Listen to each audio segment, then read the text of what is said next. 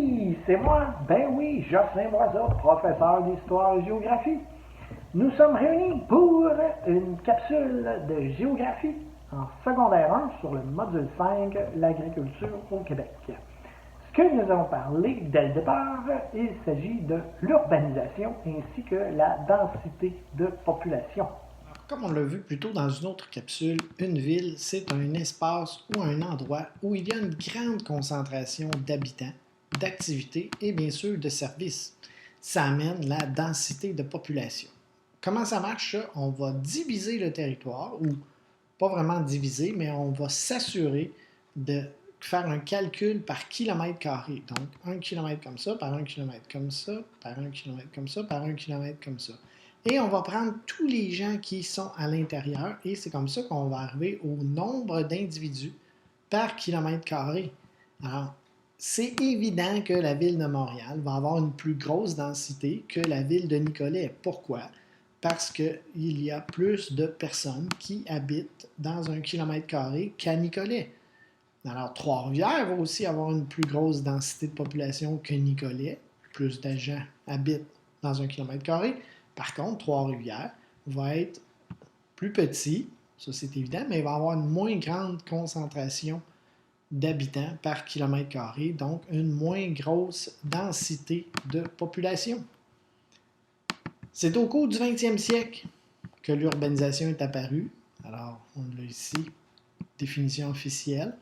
Donc, phénomène qui se produit lorsqu'une population se concentre de plus en plus à la ville.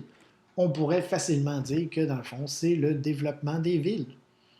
Alors, encore une fois, le développement va favoriser l'augmentation d'emplois, d'activités et de services.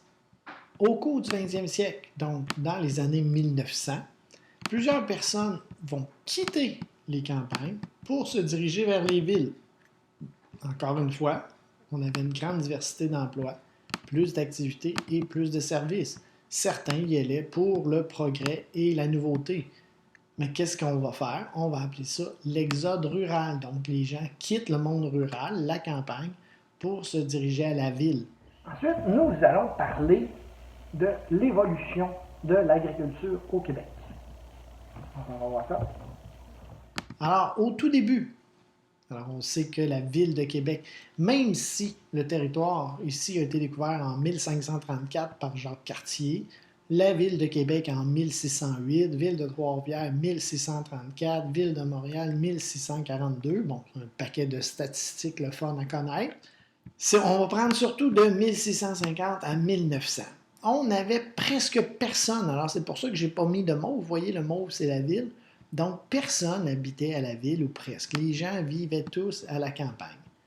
À partir de 1900 jusqu'à 1960, c'est une date importante ici qu'on appellera plus tard en secondaire 3 et 4, lorsque ce sera Histoire Québec-Canada, la Révolution tranquille à partir de 1960. On a eu le développement des villes dans les années 1900.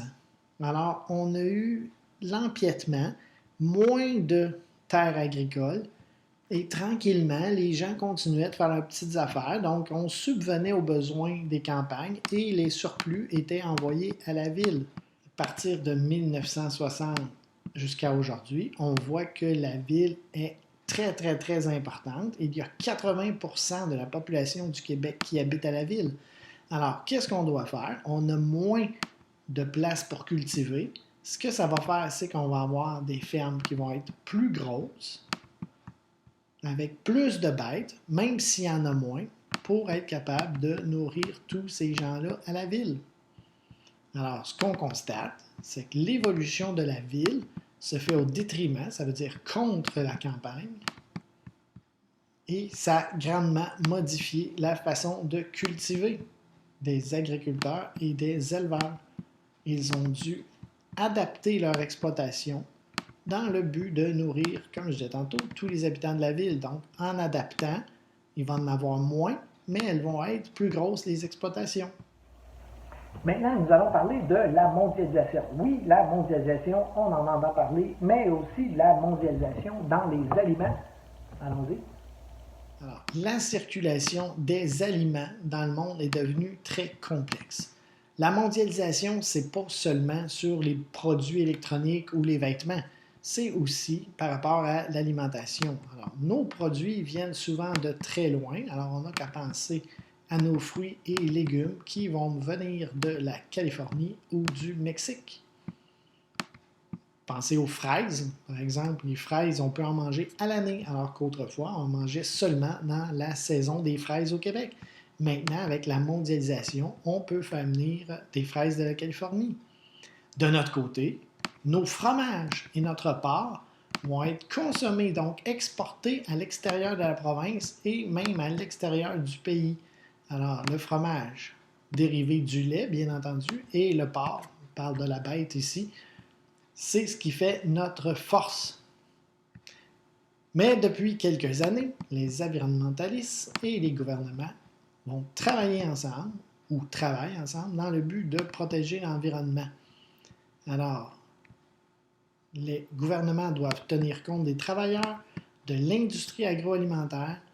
Même s'il y a moins d'exploitation au Québec, l'agriculture est une source de pollution.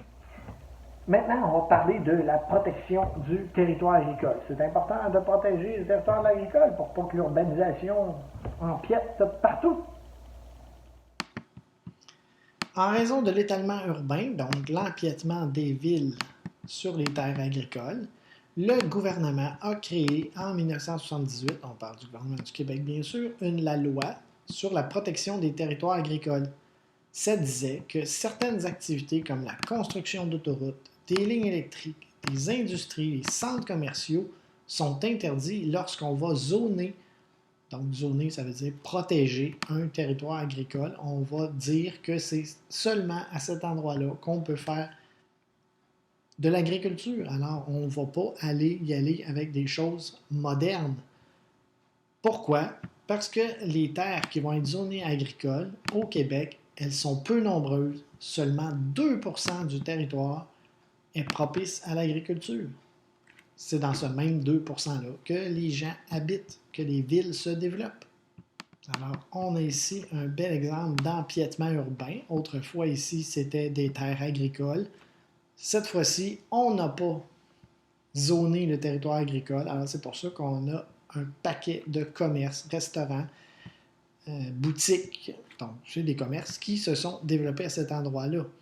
Donc, la loi qui protège le territoire agricole est très importante, car l'agriculture n'est pas toujours exercée de façon naturelle. On va devoir déboiser, semer, épandre des engrais, des pesticides, alors utiliser de la machinerie lourde, creuser des fossés, détourner des ruisseaux, des rivières. L'eau va être contaminée par les engrais, pesticides et insecticides, ce qui fait en sorte qu'on peut avoir une disparition de certaines espèces animales et végétales. Alors, bien sûr, l'agriculture pollue, mais il y a d'autres sources de pollution. Donc, les activités urbaines comme les moyens de transport et les activités industrielles comme les usines. Et voilà, c'est déjà terminé. Alors, je vous dis à la prochaine. Bye bye.